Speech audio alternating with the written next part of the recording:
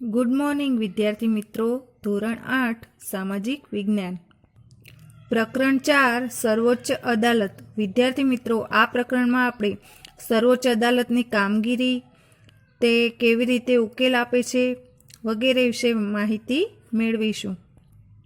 વિદ્યાર્થી મિત્રો, અહીં પ્રકરણની શરૂઆતમાં આપણને કેટલાક કટિંગ આપવામાં આવેલા છે, જે વર્તમાન પત્રમાં આવેલા સર્વોચ્ચ અને વડી અદાલતના જે ચુકાદા હોય તેના કટિંગ આપવામાં આવેલા છે. તો પહેલું છે, અકસ્માતમાં 90% કાયમી અપંગતા પામનાર યુવકના દર્દ અને પીડાના આઘાતનું વળતર વધારતી હાઈકોર્ટ. બીજા કટિંગમાં શું છે, તો જેતપુર પ્રિન્ટિંગ અને ડાઇંગ યુનિટને બંધ કરાવવા માટે લીલી ઝંડી આપેલી છે. ત્રીજા કટિંગમાં ગેરકાયદે નિમાયેલા કર્મચારીને પગાર પણ ન મળી શકે, સુપ્રીમ કોર્ટે એવો ચુકાદો આપેલો છે, જે અહીંયા દર્શાવવામાં આવેલો છે. વિદ્યાર્થી મિત્રો, અહીં તમે જોયું કે વિવિધ અદાલતો ખૂબ ઉપયોગી છે. વિવિધ અદાલતો ચુકાદા સંભળાવે છે, પરંતુ શું આપને ખબર છે અદાલતોની જરૂર શા માટે પડે છે? તો ચાલો વિદ્યાર્થી મિત્રો આપણે જાણીએ. વાંચો અને વિચારો.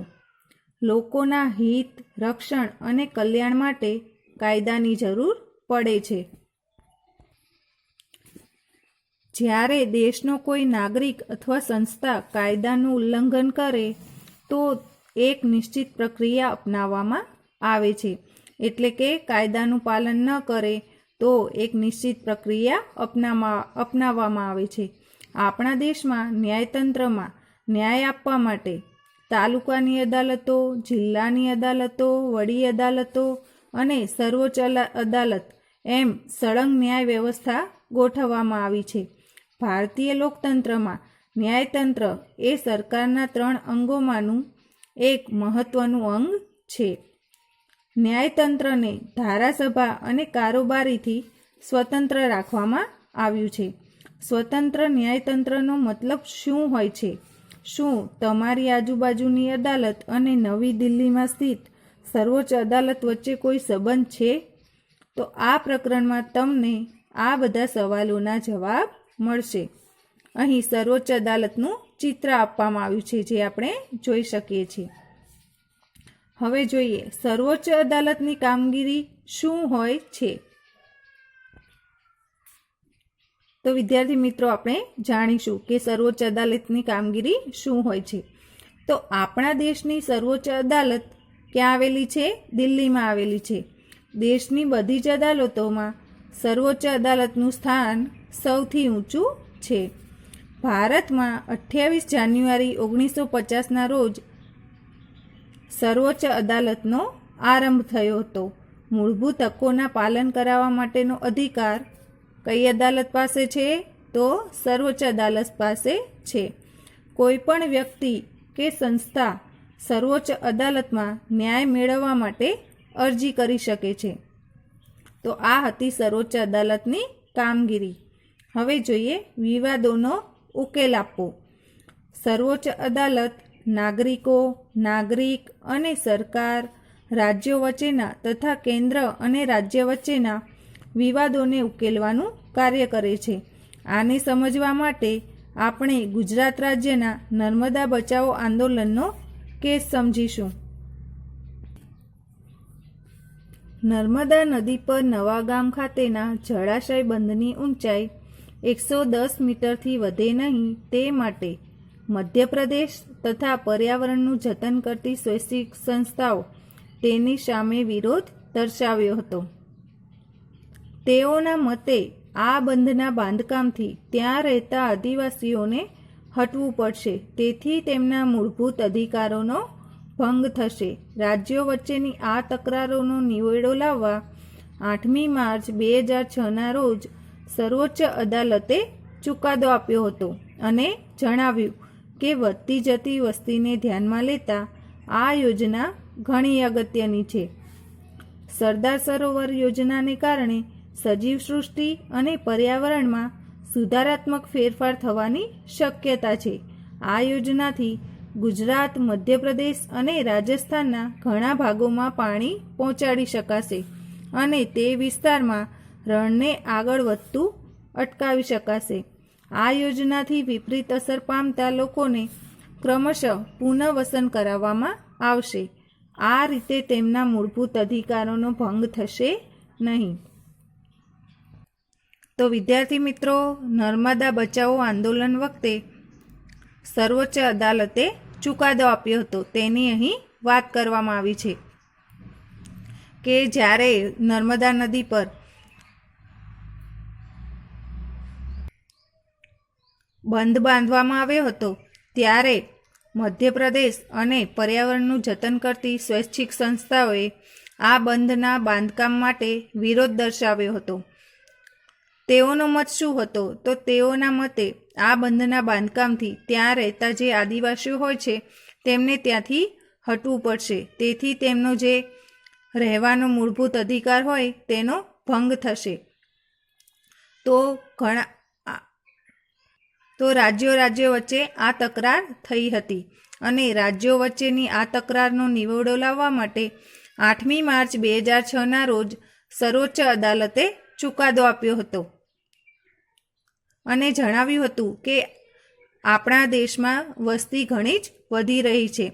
તે વસ્તુને ધ્યાનમાં લેતા આ યોજના ઘણી જ અગત્યની છે, કારણ કે આ સરદાર સરોવર યોજનાને કારણે જ સજીવ સૃષ્ટિ અને પર્યાવરણમાં ફેરફાર આવશે.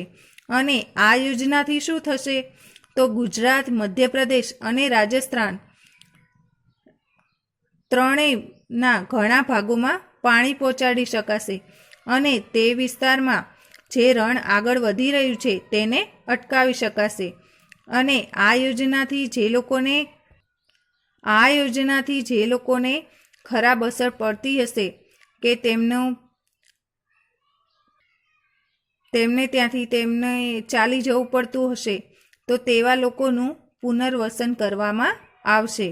અને આ નિર્ણય લેવાથી તેમના મૂળભૂત અધિકારોનો ભંગ થશે નહીં. આવો સર્વોચ્ચ અદાલતે ચુકાદો આપ્યો હતો. ન્યાયતંત્ર સ્વતંત્ર કેમ? વિદ્યાર્થી મિત્રો, ધારો કે એક તાકાતવર વ્યક્તિએ તમારા પરિવારની જમીન પર કબજો કરી લીધો હોય. તમે એક એવી વ્યવસ્થામાં રહો છો જ્યાં વ્યક્તિઓ કોઈ ન્યાયાધીશને તેના પદ પરથી હટાવી શકે છે અથવા તેની બદલી કરાવી શકે છે. જ્યારે તમે આ મામલાને અદાલતમાં લઈ જશો ત્યારે ન્યાયાધીશ પણ તેની હિમાયત કરતા જોવા મળે. તાકાતવર વ્યક્તિનું ન્યાયાધીશ પર જો નિયંત્રણ રહે તો ન્યાયાધીશ સ્વતંત્ર રૂપથી કોઈ નિર્ણય લઈ શકે નહીં. સ્વતંત્રતાનો અભાવ આ ન્યાયાધીશને એ વાત માટે મજબૂર કરી દે છે કે તેને હંમેશા તાકાતવર વ્યક્તિની તરફેણમાં જ ફેસલો આપવો પડે. પરંતુ ભારતીય બંધારણ આ પ્રકારની દખલગીરી પસંદ કરતું નથી. આથી આપણા બંધારણમાં ન્યાયતંત્રને કારોબારી અને ધારાસભા બંનેથી સ્વતંત્ર રાખવામાં આવ્યું છે. આથી એકવાર વડી અદાલત અને સર્વોચ્ચ અદાલતના ન્યાયાધીશોની નિયુક્તિ થઈ ગયા પછી કોઈ ન્યાયાધીશને તેમના પદ પરથી હટાવવા ઘણા જ મુશ્કેલ હોય છે. જો કોઈ વ્યક્તિને એમ લાગે કે તેના મૂળભૂત અધિકારોનું ઉલ્લંઘન થઈ રહ્યું છે તો તે અદાલતમાં જઈ શકે છે. તો વિદ્યાર્થી મિત્રો, તાકાતવર વ્યક્તિ પોતાની તાકાતથી કોઈ પણ રીતે ન્યાયાધીશને મજબૂર ન કરી શકે તે માટે બંધારણમાં ન્યાયતંત્રને કારોબારી અને ધારાસભા બંનેથી સ્વતંત્ર રાખવામાં આવ્યું છે. આથી જ એક જ વાર વડી અદાલત અને સર્વોચ્ચ ન્યાયાધીશના અદાલતની નિયુક્તિ થઈ ગયા પછી કોઈ પણ વ્યક્તિ ન્યાયાધીશને તેમના પદ પરથી હટાવવા માટે ઘણા જ મુશ્કેલ હોય છે.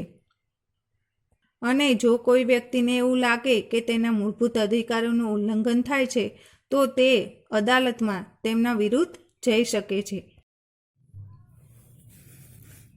વિભિન્ન સ્તરની અદાલતો શું એકબીજા સાથે જોડાયેલી છે? તો આવો આપણે જોઈએ. જી હા, આ વ્યવસ્થાને સમજવા માટે અપીલની વ્યવસ્થાને સમજીશું. જો કોઈ વ્યક્તિને એવું લાગે કે નીચલી અદાલત દ્વારા આપવામાં આવેલ ચુકાદો યોગ્ય નથી, તો તે તેના ઉપરની જે અદાલત હોય તે અદાલતમાં જઈને અપીલ કરી શકે છે કે તેને તે અદાલતના નિર્ણય સામે વાંધો છે. અપીલની વ્યવસ્થાને સમજવા માટે આવો આપણે એક કેસને જોઈએ. તો આ કેસમાં શું હકીકત હતી તો આપણે અહીં જાણીશું. આ કેસમાં હકીકત એ હતી કે રતલામ મ્યુનિસિપાલિટીએ બનાવેલ નવા રોડની દક્ષિણ બાજુએ કેટલાક મકાનો આવેલા હતા. આ મકાનોની પાછળ અને કોલેજની હદ સાથે મ્યુનિસિપાલિટીનો જૂનો રોડ અને નવો રોડ સરકારી કોલેજને જોડતો હતો. આ બંને વચ્ચેથી ગંદા પાણીનું નાળું એટલે કે વોંકળું પસાર થતું હતું. તેમાં રંગ, રસાયણ, કારખાના, ગંદા પદાર્થો કે જેમાંથી રંગ રસાયણોની ગંદી વાસ આવતી હતી તેને નાળામાં છોડવામાં આવતા હતા. આ ગંદકીથી મોટી સંખ્યામાં મચ્છરો ઉત્પન્ન થતા હતા. તે સાથે આ નાળાના કિનારા પર આજુબાજુ રહેનારા જાજરૂ પેશાબ કરતા હતા. રાજ્યનું આરોગ્ય ખાતું પણ ખૂબ મોટી સંખ્યામાં ઉત્પન્ન થતા મચ્છરોને અંકુશ રાખવામાં નિષ્ફળ ગયું હતું. આથી સ્થાનિક રહીશોએ આ ગંદકીને ખસેડવાની ઘણી અરજીઓ કરી હતી, પરંતુ તે વિભાગના અધિકારીઓ ગંદકી ખસેડવાની બાબતે સંપૂર્ણ નિષ્ફળ રહ્યા હતા. પરિણામે ત્યાંના સ્થાનિક રહીશોએ તાલુકાની અદાલત એટલે કે સબ ડિવિઝન મેજિસ્ટ્રેટની કોર્ટમાં ગયા. તો વિદ્યાર્થી મિત્રો, અહીં અપીલની વ્યવસ્થાને સમજવા માટે એક કેસ આપવામાં આવ્યો છે. આ કેસની વિગત શું હતી તો મ્યુનિસિપાલિટીએ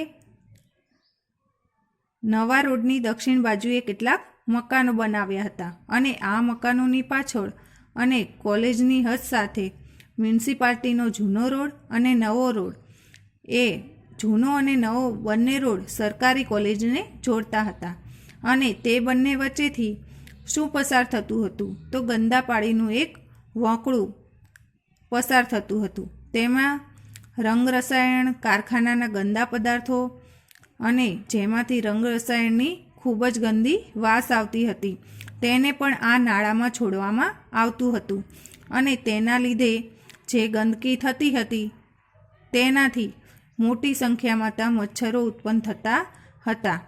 તે સાથે આ નાળાના કિનારા પર આજુબાજુ જે લોકો રહેતા તે લોકો જાજરૂ અને પેશાબ કરતા હતા. તેથી તો ખૂબ જ વધારે ગંદકી થઈ રહી હતી. રાજ્યનું આરોગ્ય ખાતું હતું તે પણ આ ખૂબ મોટી સંખ્યામાં જે મચ્છરો ઉત્પન્ન થતા હતા તેને અંકુશ રાખવામાં નિષ્ફળ ગયું હતું.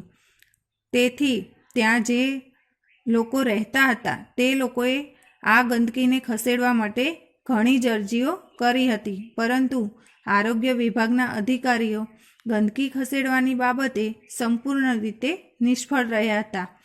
તેના લીધે કંટાળીને ત્યાંના સ્થાનિક રહીશો જે હતા તે લોકો તાલુકાની વડી અદાલતમાં ગયા હતા. તાલુકા અદાલતનો ચુકાદો. મેજિસ્ટ્રેટે અરજદારોની તરફેણમાં ચુકાદો આપતા જણાવ્યું કે શું જણાવ્યું? મ્યુનિસિપાલિટી અને ટાઉન ઇમ્પ્રુવમેન્ટ ટ્રસ્ટ એ બંને મચ્છરોનો ઉપદ્રવ રોકવા માટે નિષ્ફળ ગયા છે. તેથી આ બંને સંસ્થાને તાત્કાલિક ઉપદ્રવ દૂર કરવાનો હુકમ કરવામાં આવે છે અને 15 દિવસમાં પાકી ગટર લાઈન નાખવાની કામગીરી પૂર્ણ કરવાની ચુકાદો આપ્યો હતો. જિલ્લા અદાલતનો ચુકાદો. મ્યુનિસિપાલિટી આ કેસને રતલામ જિલ્લાની અદાલત સેશન્સ કોર્ટમાં લઈ ગઈ, કારણ કે તેમને આ ચુકાદાથી સંતોષ ન થયો હતો. તો જિલ્લા અદાલતે શું ચુકાદો આપ્યો? તાલુકાની અદાલતના ચુકાદાને ગેરવાજબી ઠેરવવામાં આવે છે. સ્થાનિક રહીશોએ આ કેસ વડી અદાલત એટલે કે હાઈકોર્ટમાં લઈ ગયા. વડી અદાલતે તાલુકાની અદાલતના હુકમને માન્ય રાખ્યો, પરંતુ તેણે હુકમ આપ્યો કે હવે તાલુકા અદાલત બાદ જિલ્લા અદાલતમાં ગયા. તેના પછી વડી અદાલતનો ચુકાદો સાંભળીએ. પાકી ગટર લાઈન માટે 15 દિવસને બદલે 7 માસનો સમય આપવામાં આવે છે. તેમજ ખાડાઓ માટીથી પૂરી દેવા, જેથી તેમાં પાણી ભરાઈ જતા મચ્છર ન થાય. આ કામ 2 વર્ષમાં પૂરું કરવું. આવો ચુકાદો વડી અદાલતે આપ્યો હતો. પરંતુ રતલામ મ્યુનિસિપાલિટી આ હુકમથી સંતુષ્ટ થઈ ન હતી. તેથી તેણે સર્વોચ્ચ અદાલત એટલે કે સુપ્રીમ કોર્ટમાં અપીલ કરી. સર્વોચ્ચ અદાલતે તાલુકાની કોર્ટના હુકમને માન્ય ગણ્યો અને વધારામાં એક એવો આદેશ આપ્યો કે શું આદેશ આપે છે?